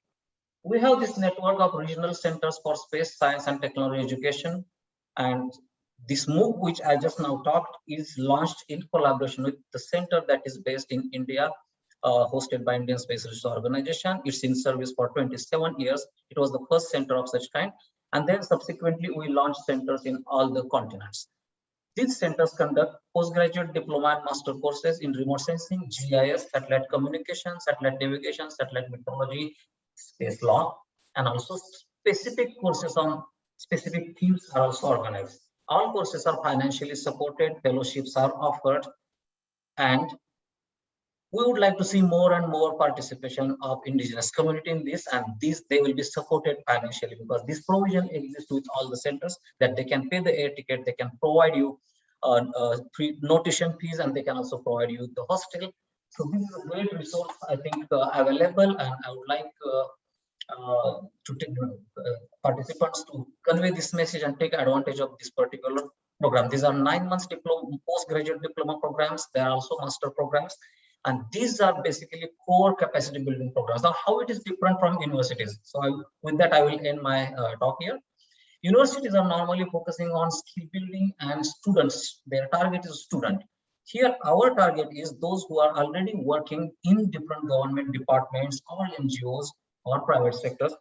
They are middle level professionals, and they would like to get new skills in the areas of space technologies. So, or NGOs as well. So they can come to this particular organizations on deputation, they attend the program, they go back and they build the programs based on these particular technologies. So these are some of the opportunities we wanted to bring in using this particular forum. Thank you, William. Back to you. Thank you, Shirish. We are way beyond our time limit. And so I would like to conclude our session with the last comments and the most important from Professor Ilan Kalman, how we not to get into this, or how do we move forward from this COVID situation. So Ilan, thank you for you. Thank you very much. And my details are in the chat, so please do connect. Because today we have heard the problems, inequities, vulnerabilities, suffering. These are the continual disaster exposed by the coronavirus and many other hazards. Recovery is not returning to normal because the normal caused the pandemic disaster. Instead, we need to do better than the choices which created the disaster by drawing on data and knowledge equitably, including satellite monitoring and local observations. The latter impacts individual actions, such as encroaching on ecosystems for food and livelihoods, as well as hand washing. We need to combine evidence-based, balanced exchange and interaction so that knowledges support each other to inform values and actions. All knowledge forms have advantages and limitations. Local sciences, vernacular, traditional, indigenous, are impressive in depth and breadth for explaining and interpreting their own environments and societies. But these knowledges might not always be able to include observations from deep underground, from millions of years ago, from other planets, and from phenomena which our human senses cannot detect. The rapid rate and large magnitude of ongoing social and environmental changes challenge any knowledge, any science which uses the past to predict the future. Meanwhile, scientific papers are typically published in academic English. They cannot always provide the local context and the deep understanding that people have from living in their homes for lifetimes and millennia.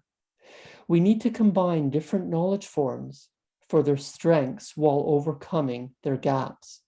This means embracing, but going far beyond the Sustainable Development Goals to overcome their limitations and problems, to incorporate prevention into recovery to avoid another pandemic, to avoid difficulties from human-caused climate change, and to stop other local and global disasters.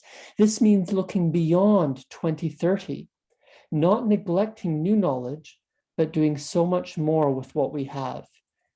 We've heard the solutions today: participations, sustainabilities, resiliences. Those are just words. We need your action. Now is a time together with all our knowledges. Thank you.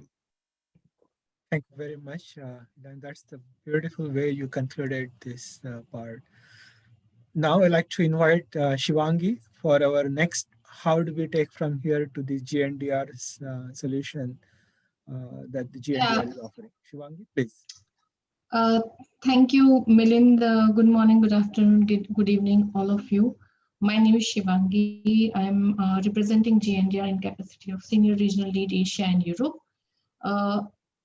I begin from where Professor Ian left his reflection on the need for evidence-based data to inform the actions for resilience. I'll take a short time frame to kind of show my slides. I hope you can see the slides now.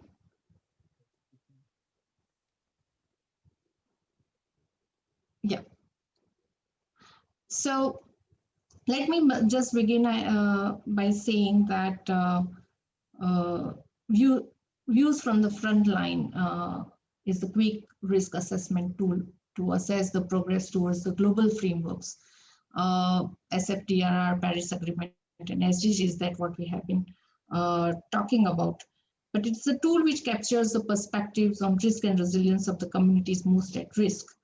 And the data results helps to measure the gaps and achievements against the progress made so far towards the priorities stated under these global frameworks. And how does this data help? It's an empowering tool for the local communities.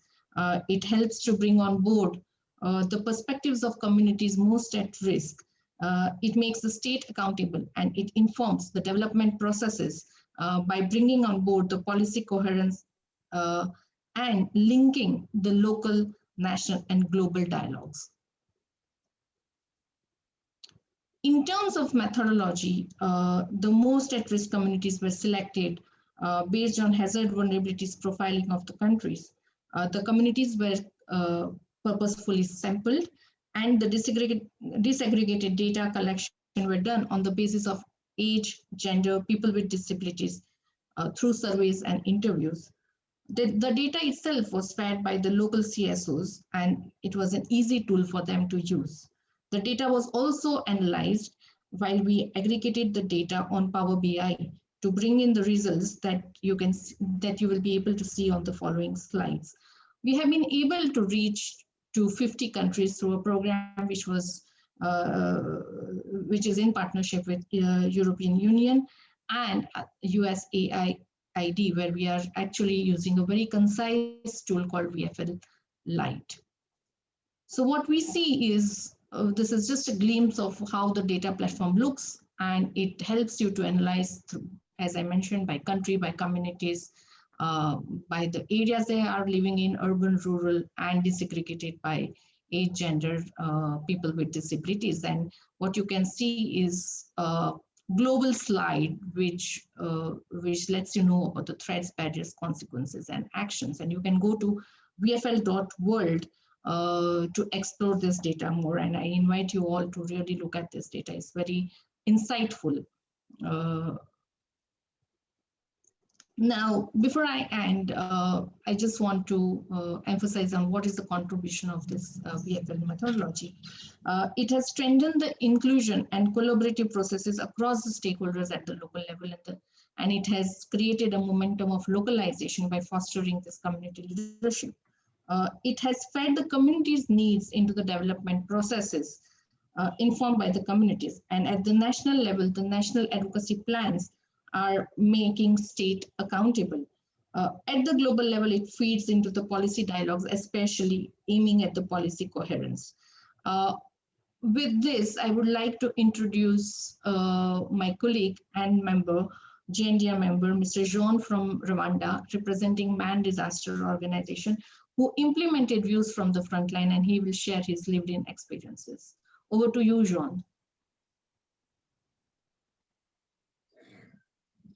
Thank you, Shivanji.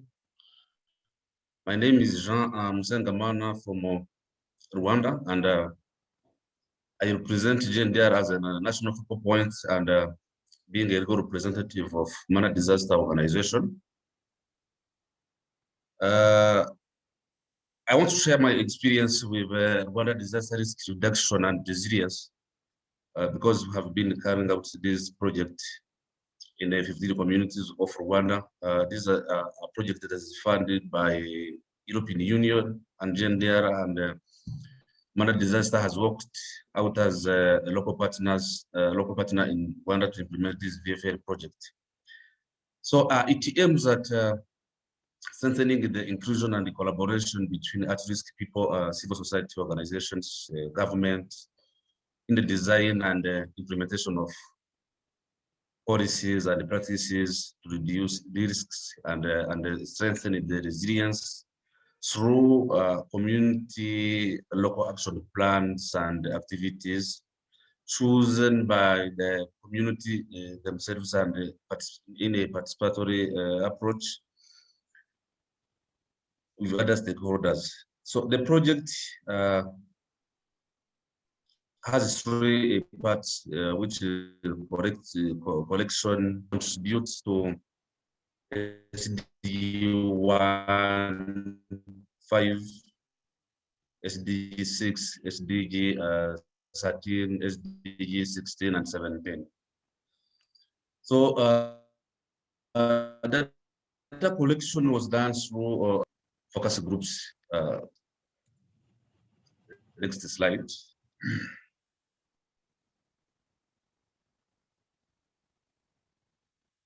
Now,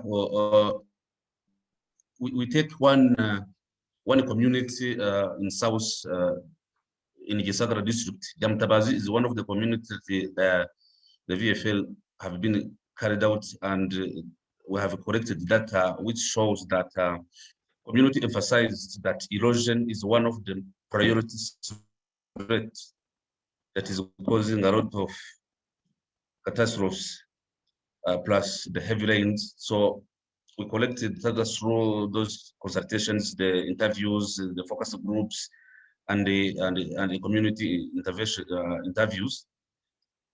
We go to the next slide.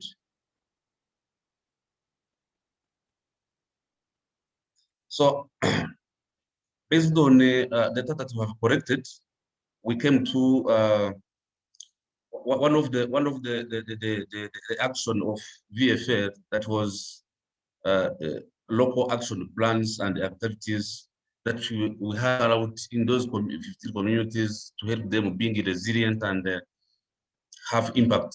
So based on the data that collected in that community of Yamtabaz, we showed that more than 80% of the respondents who stressed that erosion is causing a lot of damages and lead to food insecurity. We can participate in water drainages and irrigation as part of water harvesting and vertical terraces. This was a part of the community local action plans activities to build the resilience, as it was designed in the implementation manual or process of the VFL 2019. So the activity carried out had a very significant impact in that community because the soil, which has been cropped out by erosion, are now maintained with its fertilizer. It means that if the community put the fertilizer in the terraces, so it is no longer being cropped out by erosion. So food insecurity is no longer a threat. The crop that have been damaged can be sustained by vertical terraces. We go to the next slide.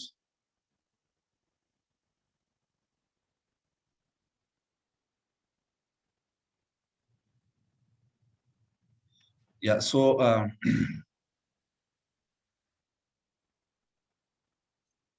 community have now more knowledge on environmental conservation and land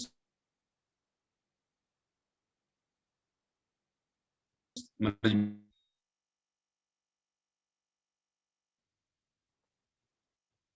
The local government authorities, maintenance, and committees to other communities.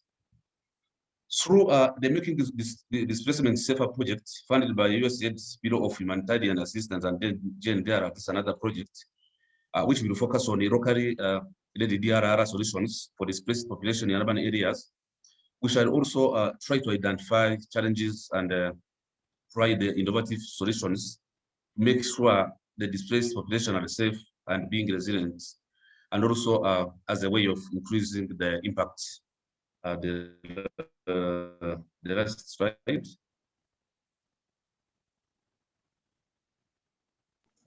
Yeah, thank you, Jean. So thank you, Jean, for sharing your experiences. And this was the example where the communities were empowered with this tool, and they could really bring out a good solution for their problem, and which had a long-lasting impact. So with this, Milind, I would stop here. If there are any questions, happy to answer that. I guess what I would request maybe is that we would begin with again with Sammy and see if the questions can be addressed for all the three panels. If there is a 5 minutes before we are already over time. So Sammy, can I request you to intervene and see if we can get few questions for all the panelists for all the three parts.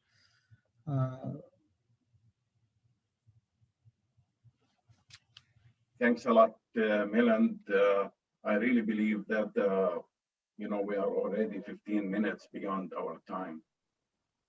So maybe the best thing to do is to combine and consolidate all the questions and answer things by responding to all the attendees with their questions. And we need actually to have a very good connections and follow up with the panel members and make sure all the questions are answered to the satisfaction of the speakers.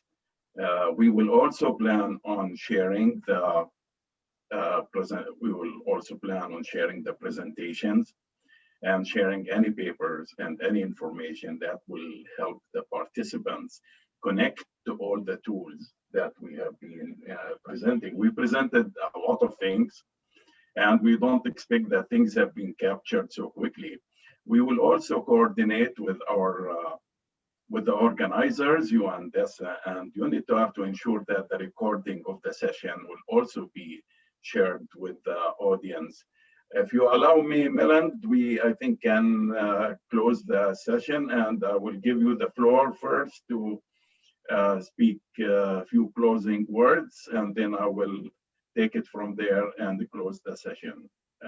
You have the floor, my friend. Thanks so much, Sammy. I just want to, again, all the panelists and participants who joined us in this effort. And as Sammy mentioned, this is something that we will take forward to the different forums at the UN that will be happening down the road. So just to conclude, from all of the partners, I would like to invite my FILAC colleague, if he just wants to add quickly one-line thanks or one-line message before we hand over back to the colleague. So Louis from FILAC or Gabriel Miguel, if anyone wants to very quickly give the concluding message. Muchas gracias, Milín. De verdad que estamos ante un gran desafío para que los objetivos de desarrollo sostenible en lo que sigue pueda implementarse de forma sustancial en favor del mejoramiento de las condiciones de vida de toda la humanidad y de los pueblos indígenas en particular.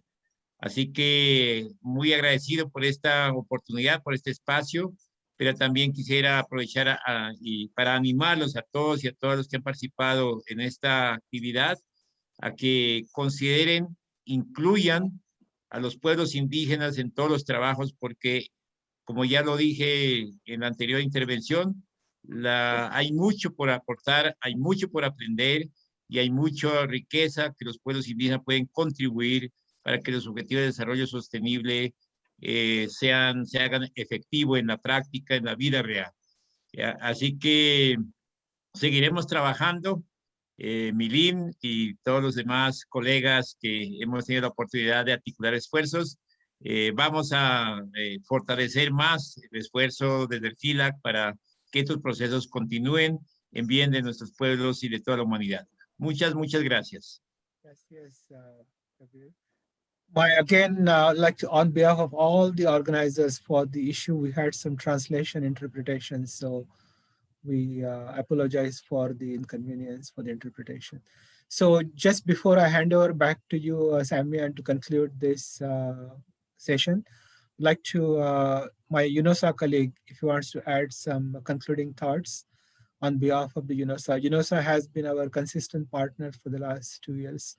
And so either Marcus or Shirish, Marcus, if you want to add some quick thoughts. Or Shirish, if you want to add some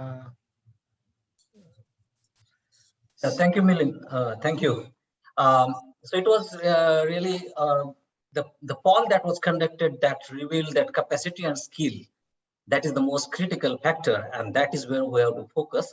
So continuous efforts of capacity building are important, and in collaboration with FILAC, CANEUS, and UNITAR and all, I think we can develop a little more focused solutions targeting, integrating indigenous knowledge in building, achieving sustainable development goals. So I think that would be learning for me as well from this particular session. Thank you. Thank you, Shirish. And last thing to Shivangi on behalf of GNDR, if Shivangi wants to add just quick last thoughts. Shivangi? Thank you, Milind. I think we had lots of learning today, but I think the most important learning is that the risk-informed development cannot be achieved if the development plans are not informed by the communities most at risk. And tools such as VFL and what we have seen from the beginning of presentations today gives us evidences to the policy deliberations which are happening in this forums such as HLPF or COP26, which is going to come in December. So thank you for giving us this opportunity.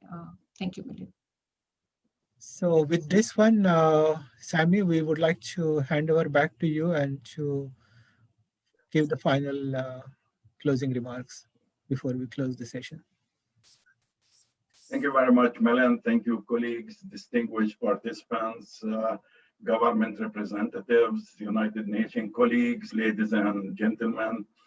I wish to thank you all for your active participation, for your time, interest, and interaction during the session of the SDG Learning, Training, and Practice at the high-level political forum. Our session has been about integrating recovery planning from COVID-19, building resilience, and strengthening policy coherence toward the SDGs. A special thanks to the session partners, CANEUS, International, FILAC, UNOOSA, and GNDR for joining together and leveraging our expertise and sharing tools and methodologies supporting the sustainable recovery from the pandemic and ensuring that recovery effort will not be at the expense of achieving the SDGs.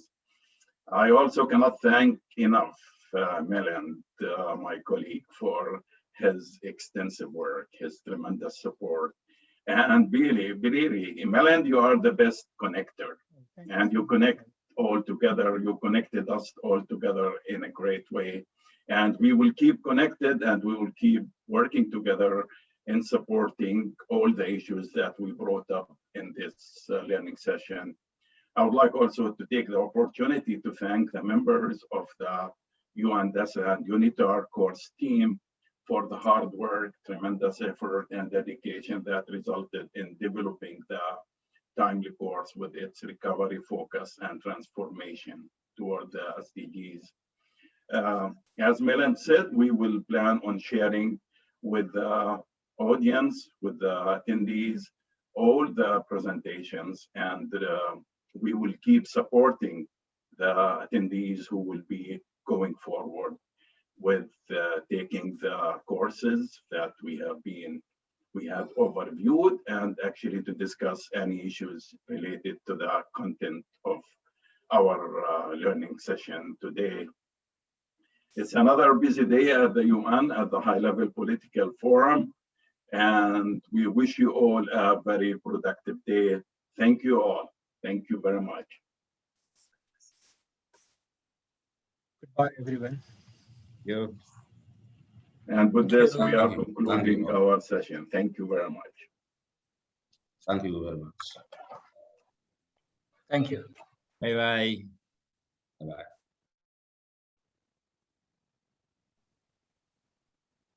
You can sign off.